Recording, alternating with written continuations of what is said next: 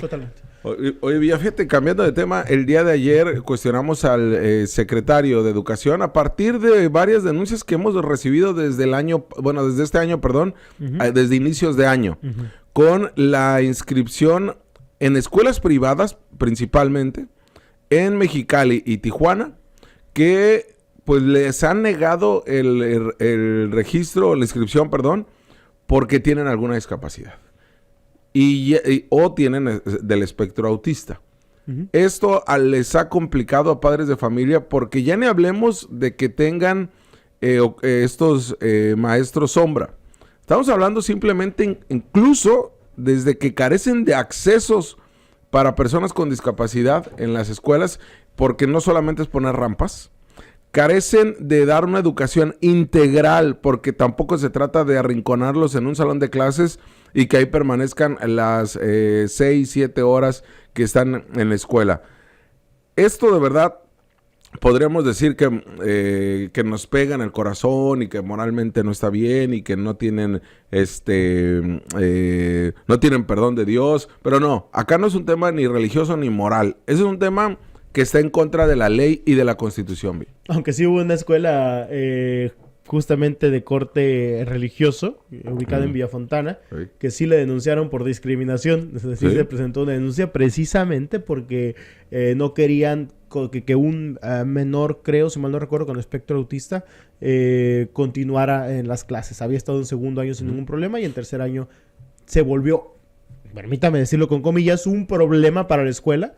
Y decidieron removerlo, ¿no? Y de hecho hicimos un trabajo al respecto hace unos años por esto porque fue lamentable. Pero Jorge, el hecho es que se está avanzando por parte de los sectores públicos, pero las escuelas privadas mantienen este tipo de desinterés, ¿no? Porque tendría que ser parte de lo que la Secretaría de Educación revisa a la hora incluso hasta de mantenerle sus registros, ¿no? Sí, totalmente. Escuchemos qué fue lo que dijo Luis Gallego al respecto cuando le cuestionamos qué iba a hacer o qué está haciendo y cuántas denuncias han recibido porque les han negado registro en escuelas privadas, a personas con alguna discapacidad.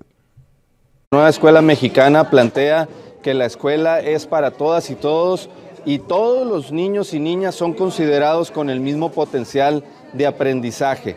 Si hay escuelas particulares o de sostenimiento particular que estén excluyendo a niñas y niños por su situación física, psíquica o de cualquier otra índole que ellos estén discriminando, pueden denunciarlo a la línea educativa en la SEP 686-5200-500 y con mucho gusto haremos las indagaciones correspondientes. Los prestadores de servicio educativo se tienen que adherir a lo dictado por la Ley General de Educación, que establece que la educación debe ser laica, gratuita, debe ser inclusiva. Y en el caso de los colegios particulares hay una excepción a petición de parte de que pueden pagar por el servicio educativo, pero de ninguna manera el servicio educativo particular se puede dar el lujo de discriminar o de excluir a nadie, bajo ninguna circunstancia. ¿Hay casos que hayan sido? En los casos que hayan sido, con mucho gusto, si recibimos la denuncia correspondiente, podemos revisarlo, hacer la mediación para gestionar el ingreso que corresponda o bien revisar el caso, lo que haya que determinarse en términos administrativos. ¿Han tenido reportes respecto a ese hecho? Hemos tenido un par de reportes que yo tengo memoria y si hay más puedo... Pues sí, el chiste es de que se denuncian. Hay quienes deciden no hacerlo, como en una escuela primaria de Mexicali, prefirieron no hacer el reporte. Pero pues obviamente nos sacaron al hijo de la escuela, aun cuando eran patrocinadores de la misma escuela. Y esto nos habla de que hay escuelas privadas que no están preparadas o capacitadas. Y ya ni hablemos del tema de las becas, que también de manera tramposa han hecho las escuelas privadas a faltar a la normatividad de proporcionar becas a estudiantes.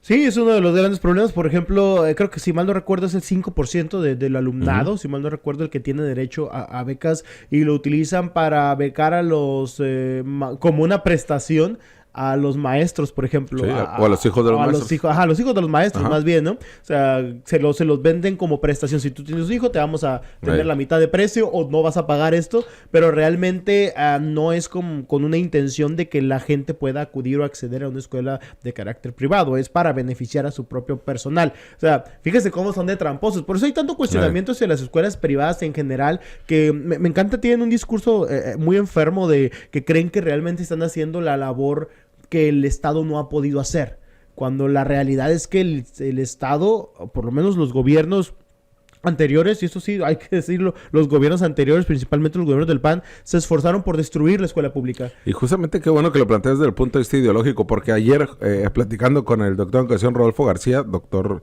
pues en materia educativa, me decía, dejémonos de cosas, entendamos que estas asociaciones que se venden en beneficio de la educación, realmente las escuelas privadas desde el punto de vista ideológico es negocio. Uh-huh. Es prácticamente una empresa haciendo negocio, aunque se disfracen de asociaciones civiles. Uh-huh. Entonces, y a partir de este negocio, en las administraciones del PAN se les respaldó y se les dio más dinero para que operaran. Más oportunidades, más beneficios y todo sin atender la escuela pública, faltando una obligación constitucional. Uh-huh. Y ahora sí nos enfrentamos en que han sido permisivas las autoridades, por eso viene bien que Luis Gallegos se ponga esto sobre la mesa y que ojalá Luis hubiera sido aquí en este espacio, sentado aquí. 2 veces nos has dejado, 2 veces nos dejaste colgado, pero que sí atendieran este tema. Que lo ponga sobre la mesa Luis Gallego, que diga, la escuela mexicana lo está atendiendo de una manera distinta. Pero hay una obligación legal que deben de atender las escuelas privadas de aceptar a todas las niñas y niños. Villa, no estamos hablando de territorios autónomos las escuelas privadas. Uh-huh.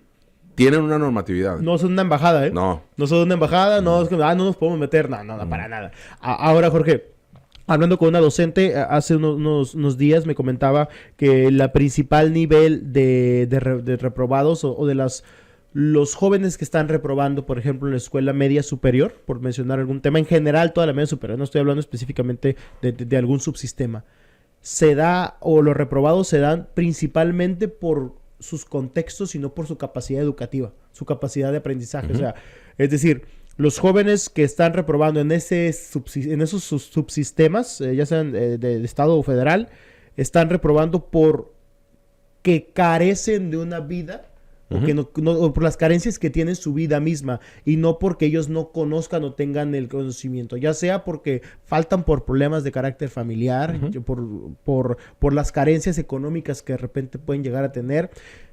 En este contexto, ¿dónde van a caer estos jóvenes que reproban? ¿En las escuelas privadas que no les abren las puertas, por ejemplo? Sí, porque la escuela pública también tendría que estar avanzando. Por ejemplo, en los maestros sombra, uh-huh, que no se tienen, uh-huh, y que no hay presupuesto. Y que hay muchas deficiencias también en el sector educativo público. No, claro, es innegable, ¿no? Desde es más, algo tan sencillo como que haya planteles educativos en primaria, secundaria, preparatoria, que tengan 50 alumnos, 55 alumnos en un solo salón. Eso ya es una deficiencia en la impartición de la educación, porque son salones demasiado grandes para lo mismo. Pero ahora, en este escenario, no podemos decir que las escuelas privadas, con todos los beneficios y con todas las condiciones que tienen, están cumpliendo a cabalidad, cuando ellos sí deberían cumplirlo, porque para empezar su población es más pequeña, uh-huh, por empezar ellos rigen realmente sus estrategias con base en el manejo directo de su propio dinero. Sí. En una escuela pública no se puede hacer así. Y si hay instituciones educativas donde se les paga muy poco al maestro y se les trata muy mal, es en las escuelas privadas. Sin duda. Y esa, hasta la mejor escuela privada de Mexicali o de Tijuana, de Baja California, lo pueden referir. Son los que peor les pagan y los que peores prestaciones tienen. Jorge, ¿no? había escuelas, había años en los gobiernos del PAN, y la verdad es que a lo mejor voy a sonar muy achairado, ¿no? Pero que se les daba 500 millones de pesos al año para becas en medio superior en escuelas privadas. ¿Sí? 500 millones de pesos al año, Jorge. Tiempos de Kiko, esta estrategia, ¿no? De la burbuja que nos vendieron, una burbuja que al final ni nunca estalló y nunca se trabajó como debería, ¿no? Uh-huh. Y que fue principalmente en preparatoria para atender esta gran cantidad de alumnos y no se dio una estrategia y se benefició mucho a estas escuelas privadas. De muchas empresas crecieron mucho a raíz de este tipo de becas, pero ahora, ¿no se pudo haber invertido para hacer más aulas públicas? Sí. para invertirla hacia el salario de profesores. Exacto. O sea, o para invertirse en las deudas que se tienen a los maestros de que no se han pagado, ya sea en este momento principalmente, ahorita todavía hay deudas, pero el tema de jubilaciones, el tema de los interinos, el tema de ampliar a lo mejor las posibilidades de cobertura educativa en diversas zonas. En Tijuana es un caos realmente, por ejemplo, el que casi cada día hay una colonia nueva y tienen que poner una escuela ahí y no se tiene esta velocidad con la que para poder responder las necesidades. Claro. En las privadas, ¿cuál es el argumento? Sí, no hay absolutamente nada. Y en esta burbuja que nos vendieron educativa, que en tiempos de Kiko escaló a la preparatoria, quiere decir que con Osuna venía desde la primaria y secundaria.